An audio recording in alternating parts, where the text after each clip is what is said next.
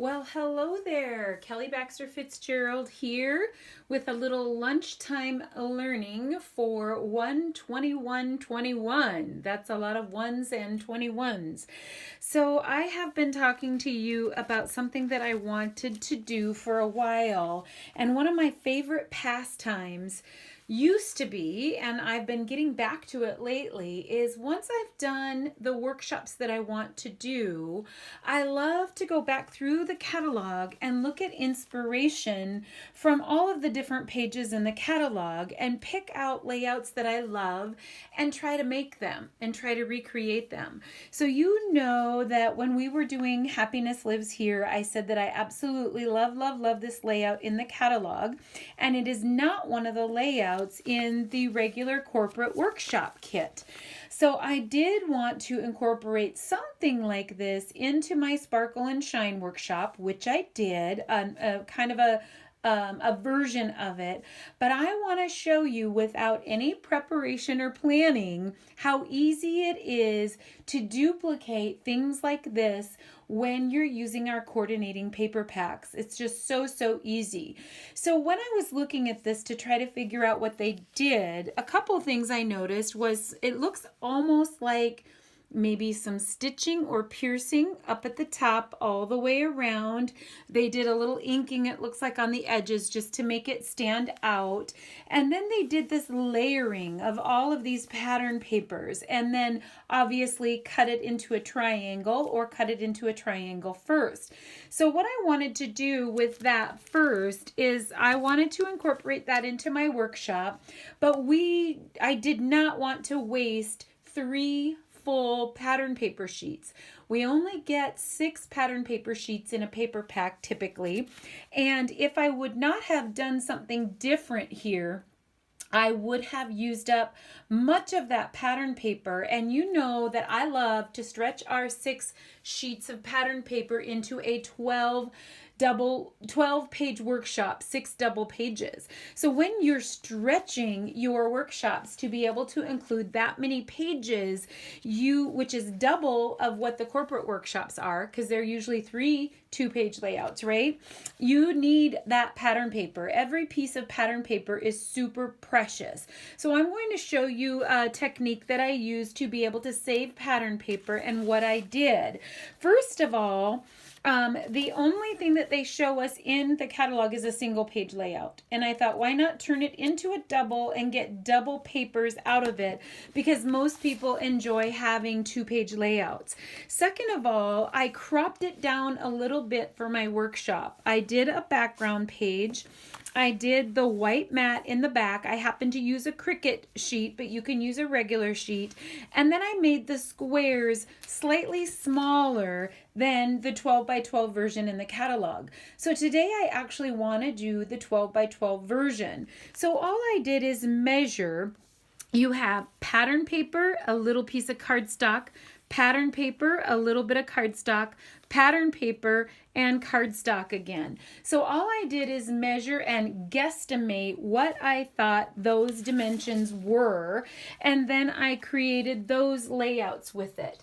And what I did to save paper, and I've done this in my workshops before, and those of you that have been around a while are very familiar and probably use this technique all the time, but I created frames, because when you look at this, only the edge is going to show. And I didn't want to use a full 12 by 12 and have all of this interior wasted when I could turn around and make more layouts or cards out of that interior. So when it came to the pattern paper, I created a frame. The cardstock I didn't mind as much. Now you could do the same thing with the cardstock and build a frame with the cardstock and save cardstock, but it didn't bother me quite as bad to waste the cardstock as it did to waste the pattern paper. So you can see that I essentially made a frame out of all the precious pattern paper by first cutting the right size square and then cutting a square outside of it.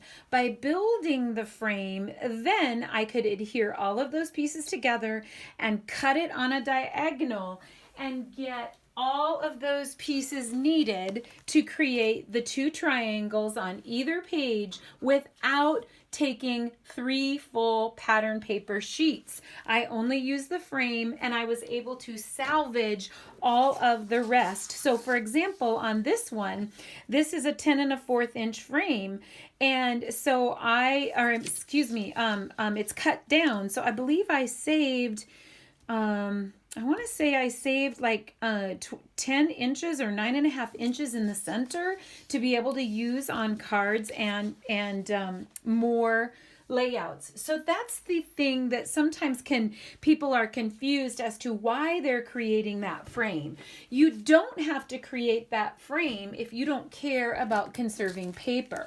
So here's what I'm going to do. I'm just going to pull out our perfect match pattern paper. And again, I have not planned this. I don't know what I'm going to make. I don't know what I'm going to use.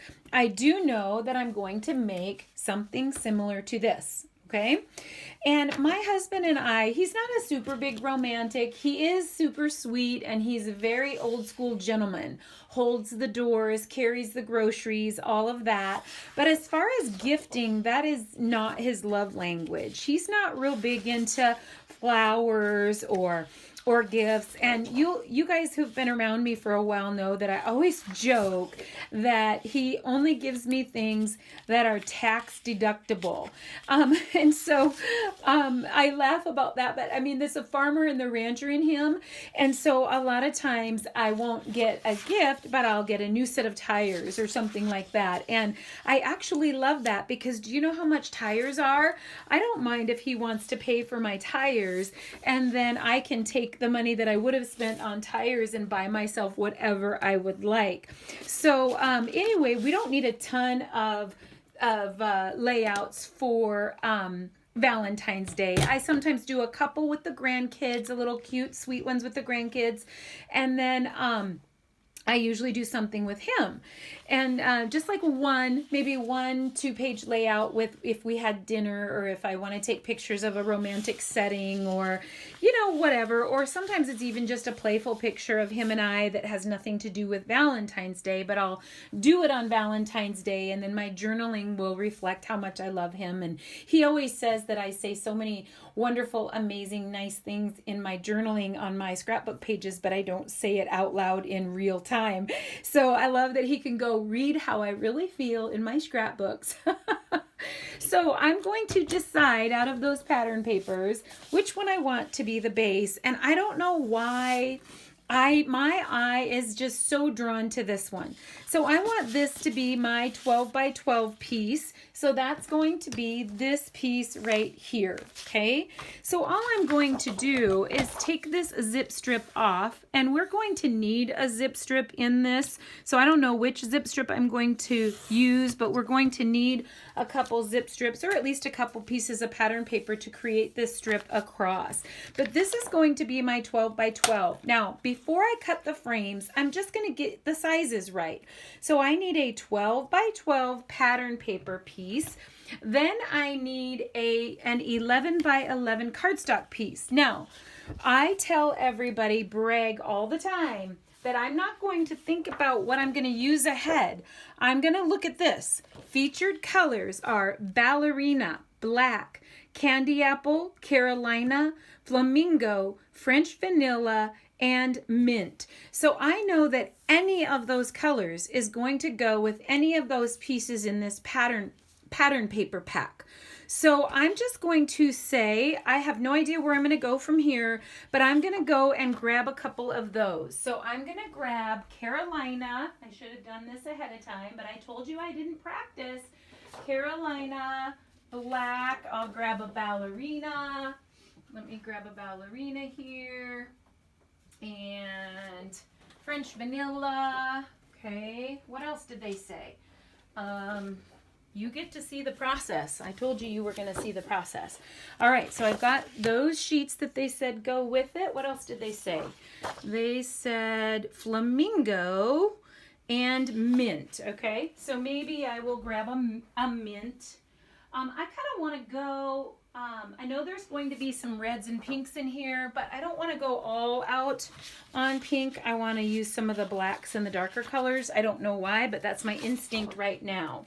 So I think out of this, I want to think what would be next. I think I'm gonna go with black. I don't know why. We'll see how it turns out.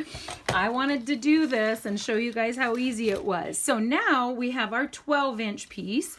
Now we need an 11 by 11 cardstock piece, 1 inch shorter or smaller around. So we're gonna go 11 by 11. Okay.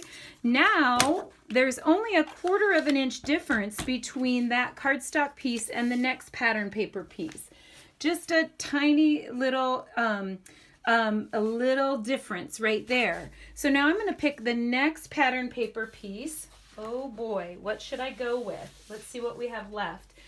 We don't really probably want black on black, right? We've got that side. We've got this side. We've got this side. I don't want to go floral for some reason. So I got to go eeny, meeny, miny, mo. Let's see. I'm going to go with the hearts. So now what I want this one to be, let me take the zip strip off here. I want this one to be 10 3/4 by 10 3/4. Okay. So we're going to go just a 1/4 of an inch smaller than that last one. 10 3/4 by 10 3/4. Okay, here we are. Now I've got that one, and it's just that teeny tiny bit of black is all that's going to show. So then we need a 9 3/4 inch cardstock again. So that's going to be an inch smaller than this one. So let's look at what we have left over here. Let's see, we could go with mint. That's kind of cute. That's kind of pretty. That's kind of nice. We could go with Carolina. We could also add black back in. We could go with ballerina. Ooh, this is really a hard choice. I'm trying to think. Oh, what do you guys like? This is the hardest process. I might. Oh, this is tough. I don't know. Kind of like the pink, but I'm gonna go with the mint. So now we're gonna go 9 3/4, and if my philosophy is right, it's gonna look just fine. Even if that wasn't the choice I should have made, it's still gonna look great because they've already told me which papers coordinate and which papers match. Okay, so the next one is going to be a pattern paper again, just a 1/4 of an inch smaller. So we have done, just if you're trying to keep track, we've done this one, which is here. We've done that little bit that shows here. We've done this one right here, and we've done this one right here, okay? So now we're on this one right here on the pattern paper. I kind of like the idea of actually going back to black because I wanted to use some of the more masculine tones even though there were going to be some pinks. So I'm going to go ahead and go for it. So I'm going to go for X's and O's, and we want this one to be 9 1/2. So we're going to go 9 1/2, okay, by 9 1/2. All right, so here we go, 9 1/2, 9 1/2. I can't believe I was brave enough to just do this on without thinking about it or planning it or creating one of these ahead. I love it. I'm being adventurous. Okay, so in this layout example, they repeated a color. So there's that little bitty bit of peach in the example, and they ended on peach. So I'm going to do the same thing. We used that black in there, and I'm actually going to cover black with black, I think. Let's put it over and see if we like it. If not, we could finish off with mint too. Is that too much black? What do you guys think? It might not pop as much. Ooh, it's a hard decision. We haven't used Carolina yet, and we haven't used, that's kind of nice too. Oh, I can't decide. I cannot decide. I almost feel like we might want to go with the lighter and then use black photo mats. What do you guys think? let's do it. Let's do it. So, so this is going to be 8.5. So again, we're just creating this 8.5-inch square right here. All right. Here we go. Nothing like going on an adventure with Kelly today. 8.5. Okay. So we did, let's just recap in case you want to write these down and try this at home. We did a 12-inch pattern paper, 11-inch cardstock, 10 3/4 inch pattern paper, 9 3/4 inch cardstock, 9.5-inch pattern paper, and 8.5-inch cardstock. Okay, and I love what we came up with. I told you it was going to work. Now, what I want to do is I don't want to waste all this paper. So all I'm going to do is look at how much of that shows. I'm going to say probably only about a 1/2 inch shows. So I'm going to make a 3/4 inch frame all the way around my pattern papers to preserve that beautiful pattern paper. If you could care less about saving paper, leave your papers exactly as they are right now. So I'm going to the 3/4 inch, and I'm going to 11 1/4, because that takes 3/4 inch off of a 12 by 12. Okay, so I'm going to 3/4 inch up at the top to 11 1/4 at the bottom. I'm going to rotate it again. And I'm going to go 3/4 inch at the top and 11 1/4 at the bottom. And I'm going to rotate it for the last time, and 3/4 inch at the top and 3/4 inch at the bottom. And then I've created this. So this is how much paper I've saved. This is how much paper I can use for something else and still create that beautiful layout that I wanted to create just by creating that frame. I'm going to put that aside, and I'm going to repeat my performance with the other 3 pattern papers because I want to save that much paper on these as well. So I'm going to go to the 3/4 inch mark. Now this is a different size, so it's going to be 3/4 at the top still, but we have to count 3/4 back on the bottom, which would be at the 10 mark, because this is a 10 3/4 inch piece. And we're going to go to the 10. So we're going to go from 3/4 to 10, and that will be an exact 3/4. And you could do an inch frame if you don't want to deal with quarters. It doesn't matter, you know, how much you use or how, it's just so that you have enough coverage and you're conserving as much of the paper as you're comfortable with cropping out of there to be able to use for something else. And if you don't want to buy extra paper packs and you want to conserve the paper on the inside, it's just a great way to do that. And sometimes I think, oh, I could make my guides so much easier without putting that frame in there. Look how much we saved. Love it. Okay, but I do that because I don't want people to run out of paper. Plus, then you have extra in case you've made a mistake or if you want to do extra with it. Again, we're going to go to 3/4. This paper piece is 10 1/2. So when we go back from 10 1/2, that means we're going to go to 9 3/4 would be exactly 3/4 inch from the end. No, not 9 3/4. Where am I? This is a 9 1/2 inch piece of paper. Whoa, glad I caught myself.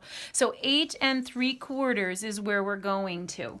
Okay, 8 3/4. So from 3/4 to 8 3/4. We're going to hit that 3/4 inch mark, and this is the most painful part. Everything else is easy.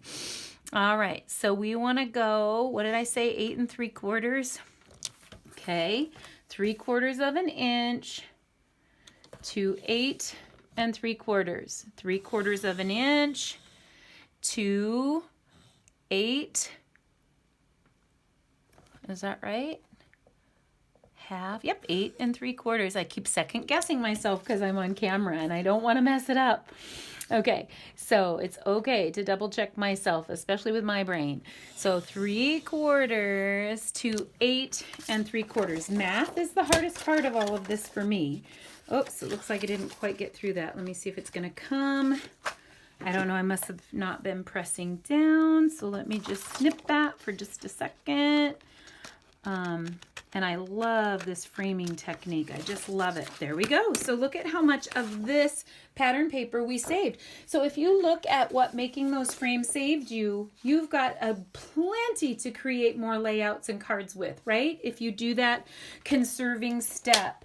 So I'm going to put that away, and we're going to bring the frames back, and we're just going to begin assembly. Now there's a couple things that you can do.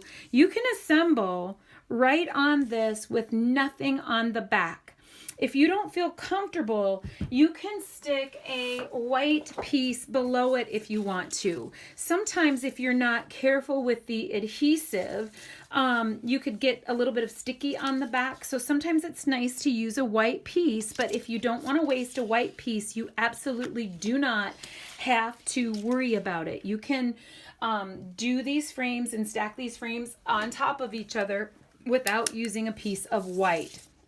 So I'm going to go ahead, and for the intents and purposes of the video, I'm just going to quickly put my adhesive on all the way around the frame, and we're going to build that frame, and then we're going to cut it on a diagonal.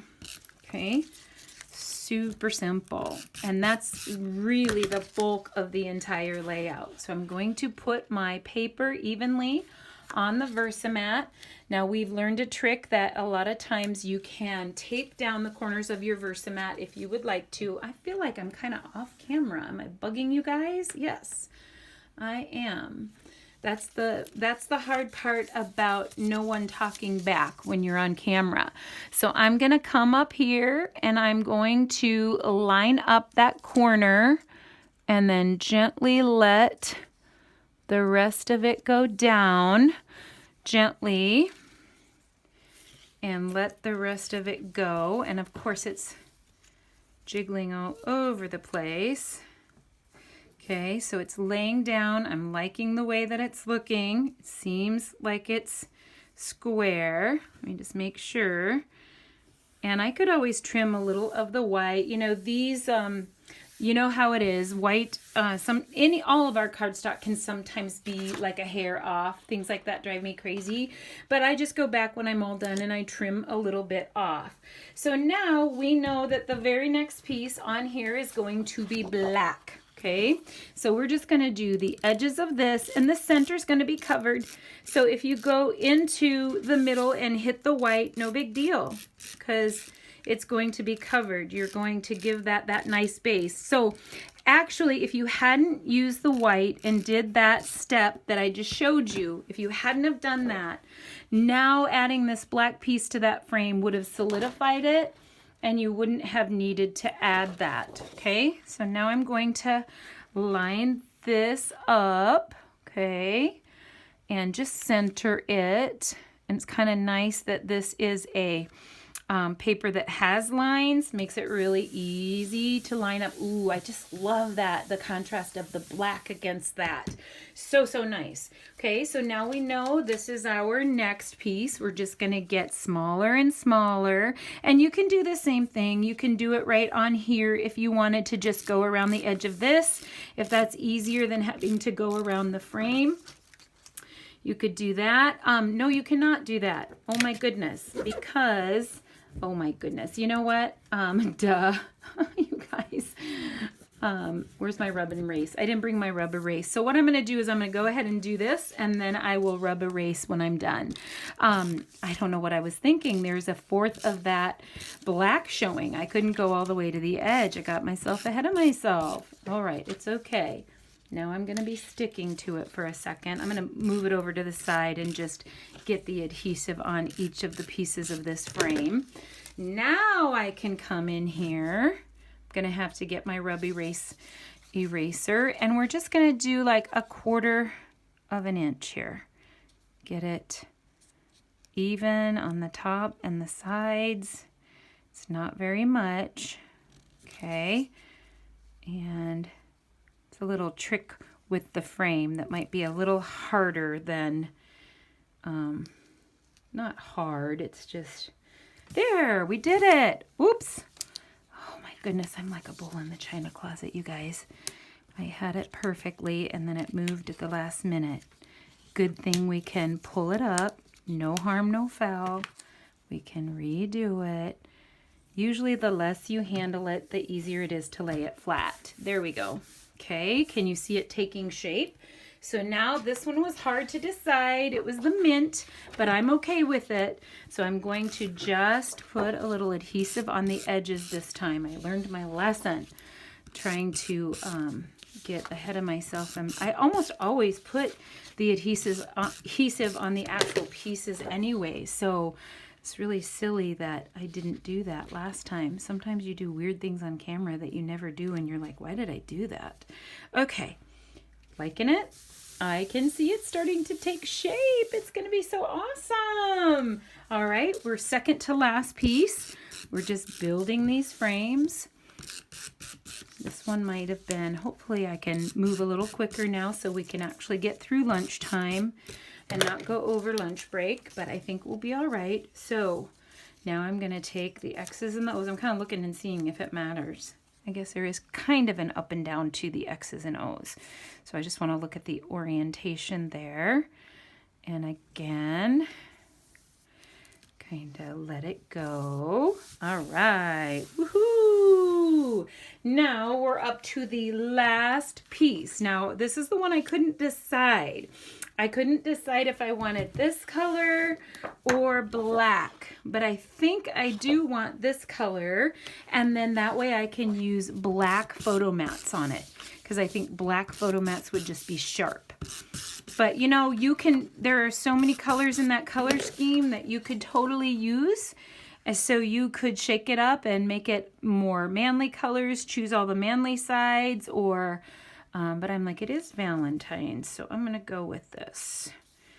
And I think there's plenty of black in there and blue to offset that it doesn't look super girly. Woohoo! So now we have the frame. It would be a beautiful page just to begin building on a page just like that. But now I'm going to turn it over. Okay.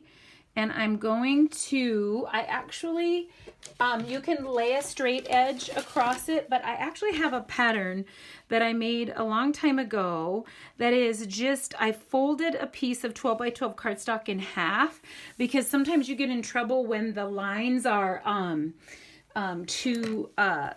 or you don't have a long enough ruler, or you don't have a straight edge. We have a yardstick that my husband keeps stealing, and so whenever I need a mat or something to go longer than 12 inches, I have to go digging around. So all I'm going to do here is put a few little dotted lines that are going to keep this relatively close to the center of my 12 by 12, okay?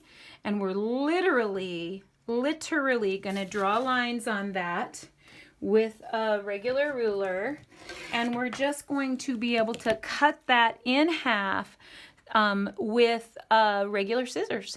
Okay, so I'm going to get it lined up, and I'm going to get it lined up here and draw my line, and then I still have my lines down here at the bottom, even though I don't have longer than 12 inches. I want to make sure I'm lined up. Okay, and it wouldn't be horrible if you're off a tiny bit, but you kind of want it as straight as you can. All right, and I would normally use my microtip scissors, but because this is lots of layers and I want to cut in longer strokes, I'm going to use just a regular household scissors, okay? And you can use your little ones. I just feel, because I'm going through several layers of cardstock and I want longer strokes, so I'm not sitting there cutting little bits by little bits, I'm just going to follow this line. And we're going to have, with this, when we're done, the base work of both pages of the layout done. Okay, and we did a lot more work than we needed to, simply because we wanted to conserve paper. How beautiful! I love it. I love how they turned out. Now, let's take a look at another thing in the layout, the stitching. So, you know, not everyone has a sewing machine. You know that I use the Cricut a ton. So I used a stitched Cricut sheet that I cut on the Cricut. But let's say you don't have a Cricut. There's lots of amazing things that you can do on your base, okay? So I'm going to grab, they said that French vanilla goes with this, so I'm gonna go with French vanilla instead of white. And I'm actually going to turn my mat over to the foam side, and I'm going to grab my piercing tool. And I'm gonna show you, actually I'm not gonna actually do this on here, I'm gonna do it on a piece of scratch paper and show you how this works, okay? Let's see here. Here's my foam. So I have a little piece of foam. Everybody has different foam pieces that they have or that they use. And I have some scratch white. I just want to do a couple things here. So if you wanted to take your piercing tool, you could simply do some piercing along the edge here and get that same look or that same effect. And you could do the piercing along the sides that are not that show on the white or the French vanilla. So you can see that that is a technique that you could really make that look. You can make them closer together or farther apart. The other thing that you see all the time is you see people do that same effect with a journaling pen. So you can come in with your journaling pen and you can just do dots, okay? Some people will do dashes, okay? Some people will do dot, dash, dot, dash. Some people will do little squigglies. You know, so you can do any kind of doodling on the border or piercing on the border to get that same effect without it costing anything or having to cut something extra out on the Cricut. So I just wanted to show that to you, and I'm not going to do it today. I'm just going to decide what I'm going to do about that later. Probably I'll just add journaling lines, or maybe I'll do the piercing with it later. Gosh, my sun is going down. So I know that I want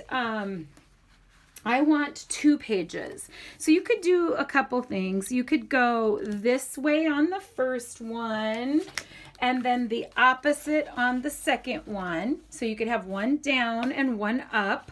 If we didn't have the heart pattern in there, we could do, or maybe we still can, maybe it doesn't bother you, but we could do left page and left page like that, and then we could do right page like that so that it butts up against each other. But I don't like that with this particular paper because the hearts would be sideways.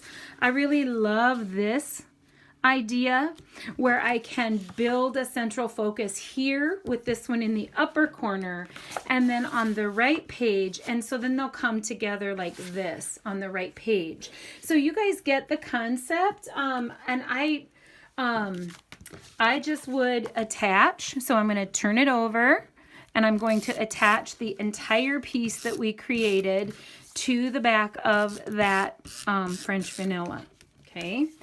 Now, depending on what you're going to put on your page, so I was thinking about using Perfect Match, and in our Perfect Match bundle, I got the bundle so that I would have the stamp and everything. So now you can see what we've created here.